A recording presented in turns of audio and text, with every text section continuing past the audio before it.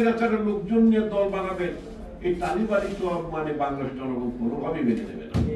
এবং তাদেরকে নিয়ে যদি কেউ নতুন কোন রাজনৈতিক দল বানাবার যদি কোন রকম অভিলাষ থাকে, অভিপ্রায় থাকে, তাদেরকে হুঁশিয়ার করে দিতে চাই, তাদের বিরুদ্ধেও কিন্তু জনগণের ক্ষোভ বেড়ে যাবে, জনগণ তাদের বিরুদ্ধে লড়াই করবে। সুতরাং এটা আমরা অ্যাকসেপ্ট করব না। বিচার তো হতেই হবে।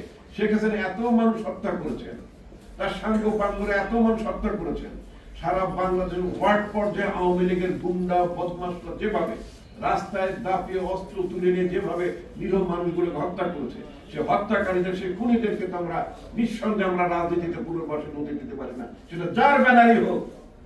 বিএনপি তাদের গ্রহণ করবে, এটা আমরা আগেও বলেছি। গতকালকে পার্টির প্রেস রিলিজের মধ্য দিয়ে আমরা ঘোষণা দিয়েছি, পতিত স্বৈরাচারের কোন লোক বিএনপিতে নেওয়া যাবে না। যাদের রাজনৈতিক দন্যতা আছে, যাদের রাজনৈতিক আকাঙ্ক্ষা আছে নতুন দল বানাবার, হতেই পারে নতুন দল বানান, যে কোনো মানুষ নতুন দল বানাতে পারে। এটি হচ্ছে গণতন্ত্রের সৌন্দর্য। দেশে একাধিক দল থাকবে, একাধিক রাজনৈতিক ভিন্ন মত থাকবে। জনগণের কাছে যান। জনগণ যে প্রজাতন্ত্রের মালিক না, এটা শেখ হাসিনা বারবার এই বিনা ভোটের মধ্যে ক্ষমতায় থেকে জোর করে ক্ষমতা থেকে প্রমাণ করেছেন যে প্রজাতন্ত্রের মালিক আসলে জনগণ। একটা ভালো নির্বাচন হয়, তাহলে সরকার জনগণের কাছে জবাবদিহিতা করে, কারণ জনগণ চায় তার ভোটে এমপি হবে, সেই এমপিদের ভোটে প্রধানমন্ত্রী হবে।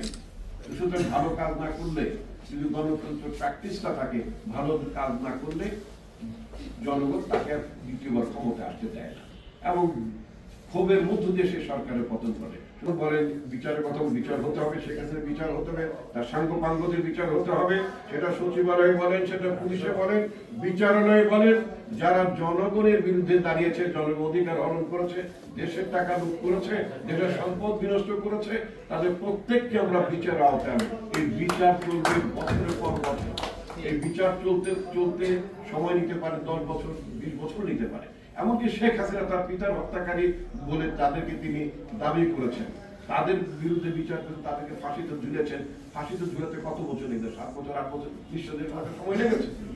এখন কি শেখ হাসিনাকে ফাঁসিতে ঝুলানো পর্যন্ত, অথবা তার সাঙ্গ পাঙ্গদেরকে ফাঁসিতে ঝুলানো পর্যন্ত, অথবা তাদেরকে কারারুদ্ধ করার জন্য, রায়ের মাধ্যমে কারারুদ্ধ করার জন্য 8-10 বছর ধরে কি বাংলাদেশে অনির্বাচিত সরকার থাকবে? এটা থাকে কখনো? কোন দেশে আছে? এটা সম্ভব না। সুতরাং আমরা যেটা বলেছি, বিচার চলবে, নিঃসন্দেহে বিচার চলবে। সরকার যখন থাকবে, 5 বছর পরে নতুন সরকার আসে, তারাও বিচারটা চালিয়ে নিয়ে যাবে। এটাই তো স্বাভাবিক, এটাই তো স্বাভাবিক। বিচার চলবে, সংস্কারও চলবে।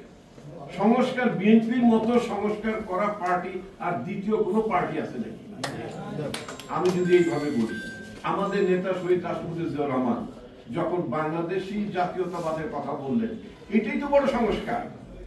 শেখ মুজিবুর রহমান বলতেন যে বাঙালি জাতীয়তাবাদ, সংবিধানের মধ্যে বলেছেন বাঙালি জাতীয়তাবাদ।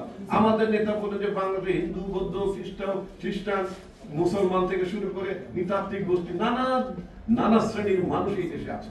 সবার ভাষা বাংলা না। সুতরাং বাংলাদেশের সমস্ত মানুষ বাংলাদেশ হিসেবে পরিচিত হবে। ভারতের মতো অসংখ্য জাতি গোষ্ঠী আছে।